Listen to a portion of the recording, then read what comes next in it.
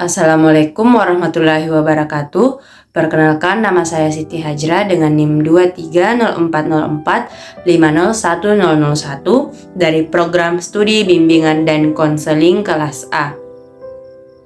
Materi yang akan saya bawakan yaitu mengenai jenis-jenis layanan konseling. Bagian yang pertama yaitu pengertian layanan konseling. Layanan konseling adalah proses interaksi antara seorang konselor dan klien yang bertujuan membantu klien memahami dan mengatasi masalah pribadi, emosional, sosial, atau akademis.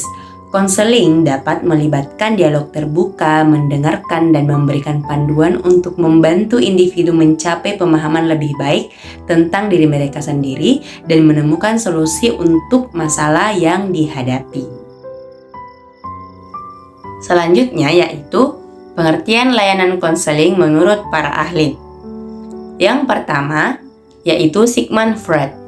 Menurut Sigmund Freud, layanan konseling adalah layanan yang melibatkan pemahaman dan penyelesaian konflik bawah sadar untuk mengubah perilaku dan fungsi mental. Pendekatan ini menekankan pada analisis psikoanalitik. Yang kedua yaitu Carl Rogers.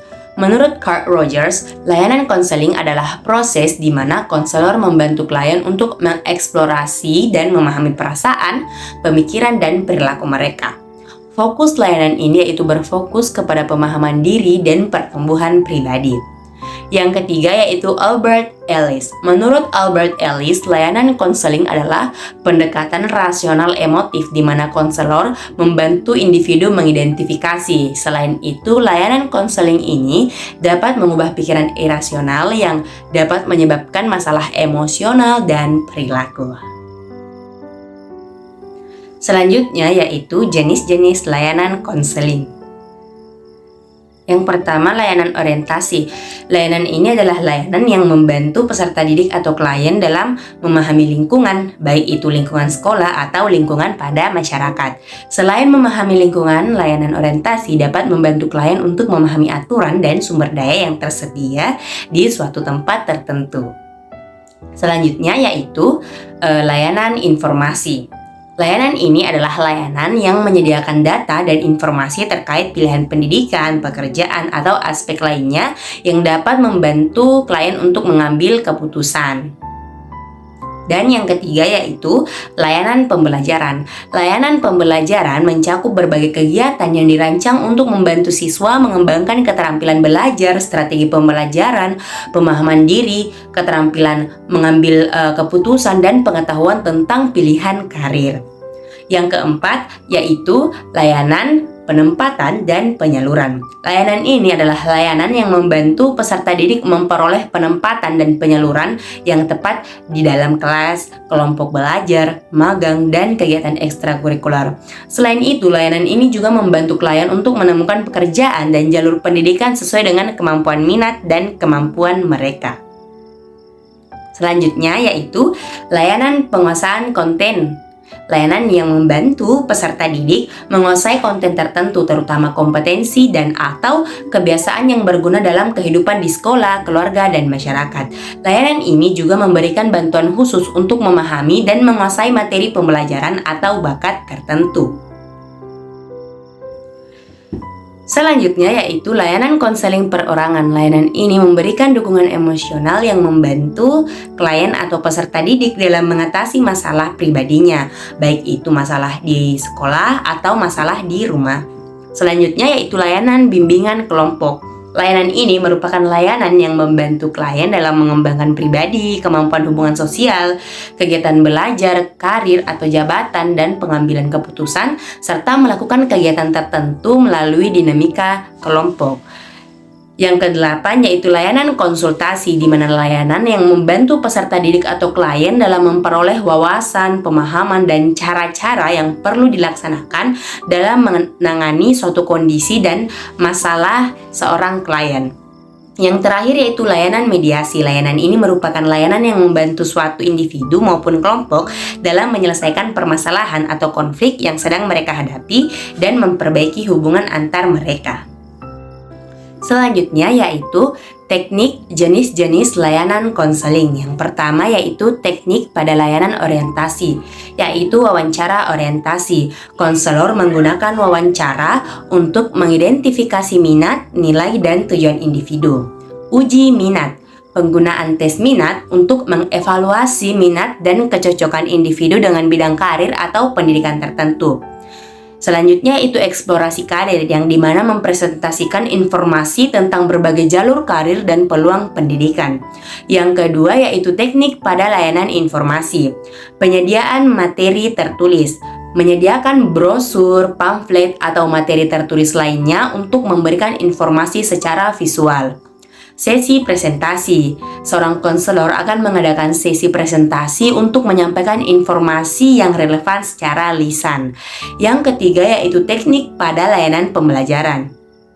Pelatihan keterampilan studi, memberikan panduan praktis untuk meningkatkan keterampilan belajar, membaca efektif, dan mengelola waktu.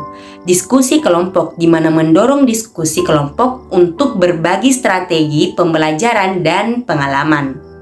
Yang keempat yaitu teknik pada layanan penempatan dan penyaluran, simulasi wawancara kerja, melibatkan individu dalam latihan wawancara untuk mempersiapkan mereka untuk proses penempatan pekerjaan atau studi selanjutnya.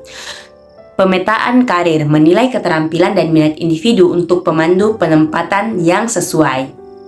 Yang kelima yaitu teknik pada layanan penguasaan konten konseling. Konseling psikologis menerapkan teknik konseling tradisional untuk membantu individu mengatasi masalah pribadi atau emosional.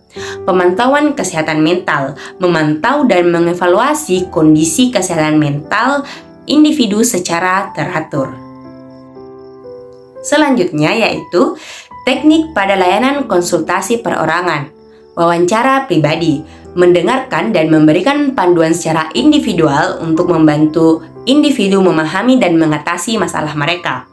Pendekatan terapeutik, menerapkan pendekatan seperti kognitif, perilaku, atau psikoanalitik tergantung pada kebutuhan klien. Yang ketujuh yaitu teknik pada layanan bimbingan kelompok.